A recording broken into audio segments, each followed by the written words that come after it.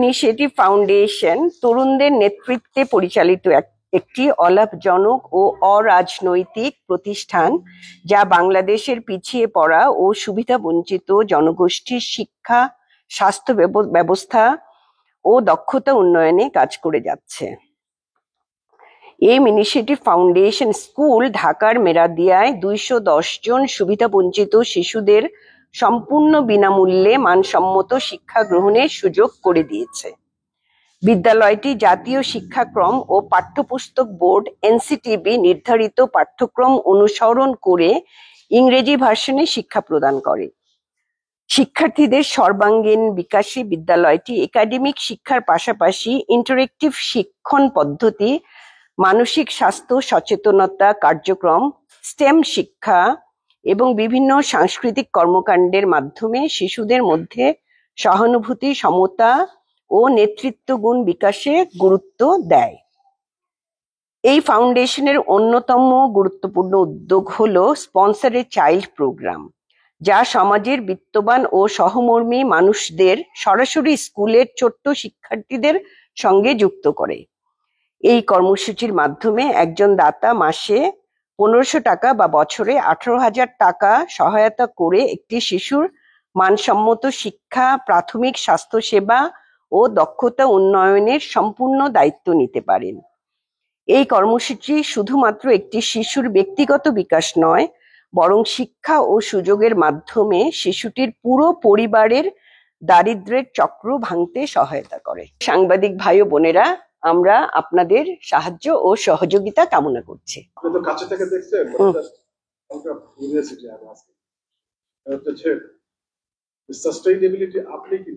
আমি বললাম যে প্রায় 9-10 বছর, কিন্তু তার আগে থেকে ওরা শুরু করেছে এবং ওরা লেগে আছে।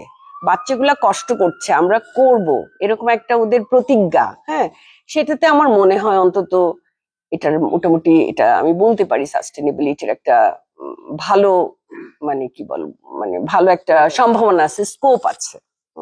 কিন্তু মাঝে মাঝে এমন হয় যে, কারণ একটা বাড়ি ভাড়া নিয়েছে ওরা স্কুলটার জন্য, তারপরে বাচ্চাদের তো পেন্সিল, কলম, খাতা, বই সবকিছু ফ্রি, তারপর টিচারদের বেতন দেওয়া, অনেক অনেক ধরনের খরচ। তো সবকিছু মিলিয়ে ওরা অনেক সময় ফ্রাস্ট্রেটেড হয়ে যায়, কি করব। বস্তির বাচ্চারা আসে এখানে আসলে, হ্যাঁ, খুবই ডিসঅ্যাডভান্টেজ। তাদের হয়তো বাবারা রিক্সা চালায়, মারা হয়তো বাসায় কাজ করছে, এরকম বাচ্চারাই আসে। এটা হলো একটা ইন্ডিভিজুয়াল মানুষটাকে 8 পর্যন্ত তারপর তো 8 এর পরে তাকে এই মুহূর্তে দাঁড়িয়ে হয়তো অন্য কোনো নিজের উদ্যোগে কোথাও আমি যদি কন্টিনিউ করতে চাই, I move to another kid again till two 8, something like that structure. আপনি সত্যি কথা বলতে কি, আপনি 1 মাসও করতে পারেন, এখানে কোনো বাধা তো নেই না। আমার একজন বন্ধু যে নর্থ আমেরিকাতে, ও ইন্টারনাল মেডিসিনের ডাক্তার, ও স্পন্সর করেছিল 5টা বাচ্চাকে 1 বছর।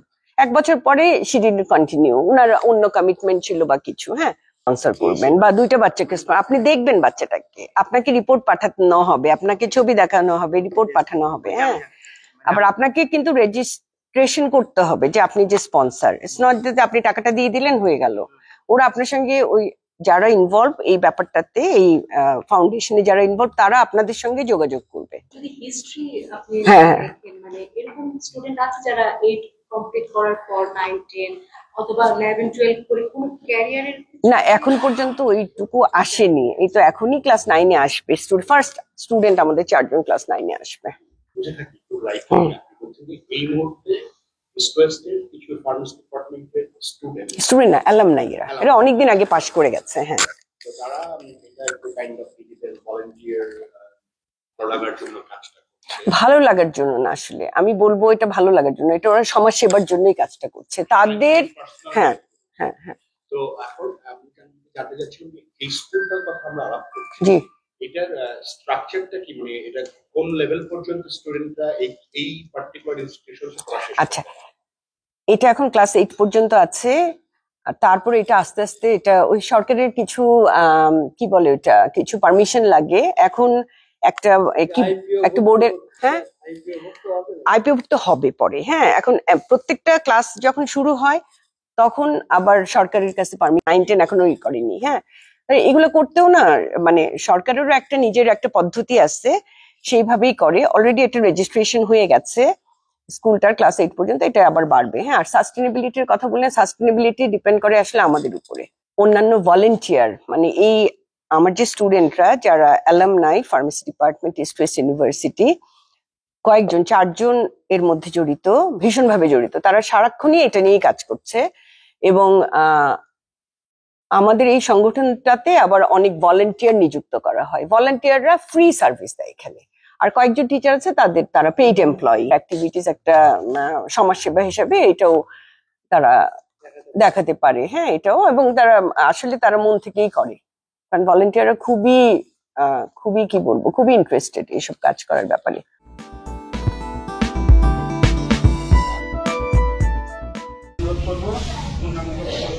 সৌদি আরবের রিয়াদে হারায় ঘরোয়া রেস্টুরেন্টের হলরুমে পাবনা প্রবাসী কল্যাণ সমিতির সাধারণ সভা ও নতুন কমিটির অভিষেক অনুষ্ঠিত হয়েছে। রিয়াদস্থ পাবনা প্রবাসী কল্যাণ সমিতির আহ্বায়ক জনাব বাদল বিশ্বাসের সভাপতিত্বে এবং সংগঠনটির সদস্য সচিব জনাব সজীব হোসেন মৃধার সঞ্চালনায় সংগঠনটির গঠনতন্ত্র অনুযায়ী সর্বসম্মতিক্রমে রিয়াদের বিশিষ্ট ব্যবসায়ী মোহাম্মদ রাসেল সর্দারকে সভাপতি এবং জনাব মোহাম্মদ নাজমুল ইসলাম সোহেলকে সাধারণ সম্পাদক নির্বাচিত করা হয়। এছাড়াও সহসভাপতি মোহাম্মদ এনামুল হক উজ্জ্বল, যুগ্ম সাধারণ সম্পাদক শাহাবুল আলম শিহাব, সহ সাধারণ সম্পাদক মোহাম্মদ নাজির উদ্দিন, সাংগঠনিক সম্পাদক মোহাম্মদ আব্দুর রাজ্জাক, অর্থ ও দপ্তর সম্পাদক মোহাম্মদ বাপ্পি সর্দার, প্রচার সম্পাদক সাংবাদিক হাসান মাহমুদ, ধর্ম বিষয়ক সম্পাদক হাফেজ মোহাম্মদ কাউসার সহ আগামী 2 বছরের জন্য মোট 31 সদস্যের কার্যকরী কমিটি ঘোষণা করা হয়। সংগঠনটির নবনির্বাচিত সভাপতি ও সাধারণ সম্পাদক সহ অন্যান্য সদস্যরা বলেন, সৌদি আরবে পাবনা প্রবাসী কল্যাণ সমিতির মাধ্যমে রিয়াদে অবস্থানরত প্রবাসীদের পাশে তাদের সংগঠন সার্বিক সহযোগিতার পাশাপাশি আত্মমানবতা সেবার কাজ করে যাবে। শিহাব শাহিন, চ্যানেল 24, রিয়াদ, সৌদি আরব।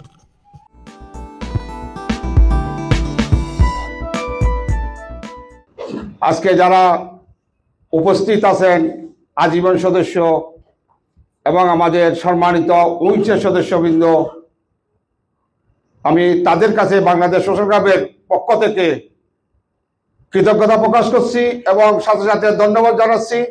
আপনারা অনেক দূরান্ত থেকে, সোহার থেকে পর্যন্ত আজকে বাংলাদেশ সোশ্যাল ক্লাবে উপস্থিত হয়েছেন।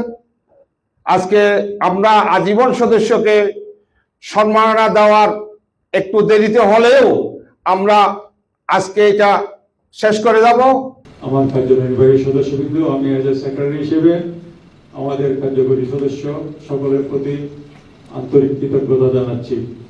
সম্মানিত সদী, সোশ্যাল ক্লাবের কান্তি লগ্নে সোশ্যাল ক্লাবের প্রধান পৃষ্ঠপোষক গালফ ওভারসিজ এক্সচেঞ্জ এবং গালফ ওভারসিজ এক্সচেঞ্জের সিইও সোশ্যাল ক্লাবকে অনেক সহযোগিতা দিয়েছেন। আমাদের যে পুরোনো হলটা ছিল, তখন আমাদের কাছে এমন কোনো অর্থ ছিল না আমরা যে হল করবো, ওইটাই গালফ এক্সচেঞ্জ সম্পূর্ণ খরচ আমাদেরকে করে দিয়েছেন। এরপরে আমরা বড় বড় প্রোগ্রাম যেগুলি করি, সব প্রোগ্রামগুলিতে প্রধান স্পন্সর থেকে গালফ ওভারসিজ এক্সচেঞ্জ। আমি গালফ ওভারসিজ এক্সচেঞ্জের সিইওকে আমাদের সোশ্যাল ক্লাবের পক্ষ থেকে আন্তরিক ধন্যবাদ জানাচ্ছি। আশা করি এই সহযোগিতা সামনে অব্যাহত রাখবে। আপনার না থাকলেও আশা করি গালফ এক্সচেঞ্জ সোশ্যাল ক্লাবের সাথে থাকবে, এই প্রত্যাশা আমাদের। যে কর্মকাণ্ড করলে ক্যাশ অ্যাওয়ার্ড পাওয়া যায়, ওই কর্মকাণ্ড যদি কেউ সমালোচনা করে থাকে, ওই কর্মকাণ্ড করাই ভালো। কারণ আমরা যে দেশে থাকি, ও দেশের সরকার যদি সন্তুষ্ট থাকে, আমরা মনে করি যে আমরা ভালো কাজ করছি। আমাদের সবার দায়িত্ব থাকবে এতটুকু যে আমরা যে দেশে থাকবো, ও দেশের আইন মেনে আমাদের সম্মান রেখে আমরা কাজগুলো করব। আমাদের সম্মান রাখার পাশাপাশি যদি এদের সরকার যদি খুশি হয়ে সম্মাননা প্রদান করে, তাহলে আমরা কেন মন খারাপ করবো যে আমাদের কাজে কি মনে করলো কি না করলো। এই সোশ্যাল ক্লাব অথবা এর নেতৃত্ব যেভাবে কাজ করে যাচ্ছে, তারা তাদের কাজ এবং তাদের পারফরমেন্স যেটাকে বলে, এটা দিয়ে তারা আরো ভালো কিছু করুক, তারা দীর্ঘজীবী হোক।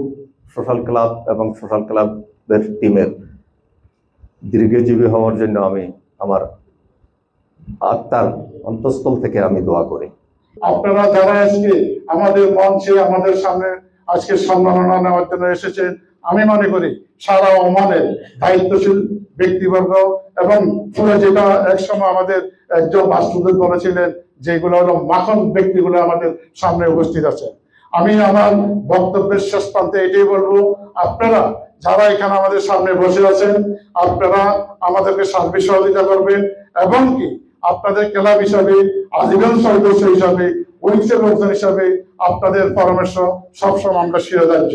আমি মনে করতেছি আপনারা আমরা যদি একসাথে মিলে কাজ যদি করি, তাহলে আমরা সুন্দর কিছু এই দেশে আমরা সৃষ্টি করতে পারবো, যেখানে আপনারা উপকৃত হবে, আমরা উপকৃত হব, বাংলাদেশ উপকৃত হবে।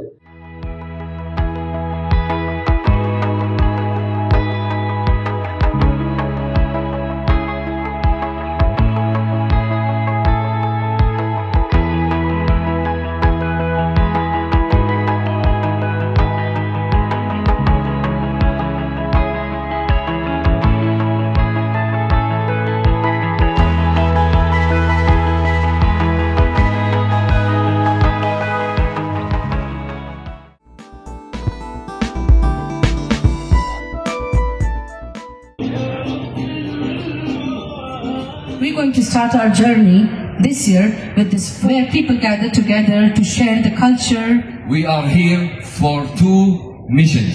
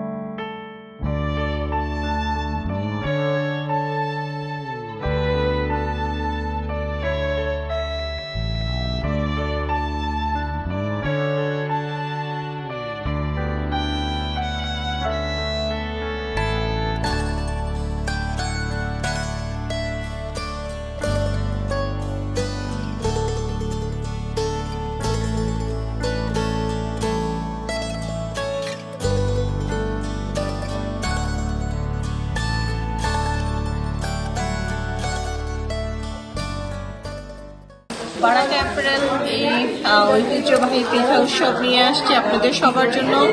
কমিউনিটিতে সবাই আসছে আজকে, খুব এনজয় করছে, খুব ভালো লাগছে। তো আপনাদের আসার আমন্ত্রণ রইল।